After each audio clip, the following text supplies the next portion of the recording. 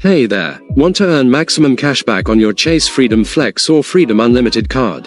It's all about leveraging the 5% rotating categories and understanding where your card shines. Welcome back to Guide with Samuel. Here's the simple way to maximize it. For the Freedom Flex, you must activate the 5% rotating categories each quarter in your Chase account. Then, plan your spending to hit the $1,500 quarterly cap in those bonus categories, like gas, grocery stores, or PayPal. For the Freedom Unlimited, use it for all non-bonus spending to earn a flat 1.5% back everywhere. A great catch-all card. My crucial pro tip, pair it with a Sapphire card for ultimate value.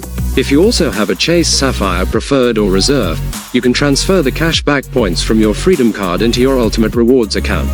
There, they become transferable points worth potentially 1.25 to 1.5 cents each for travel. That's how you transform cashback into a powerful travel rewards engine. Do you chase the 5% categories, or do you prefer a simple flat rate card? Share your strategy below. For more guides on optimizing credit card rewards, subscribe. Thanks for watching. I'm Samuel, and I'll see you next time.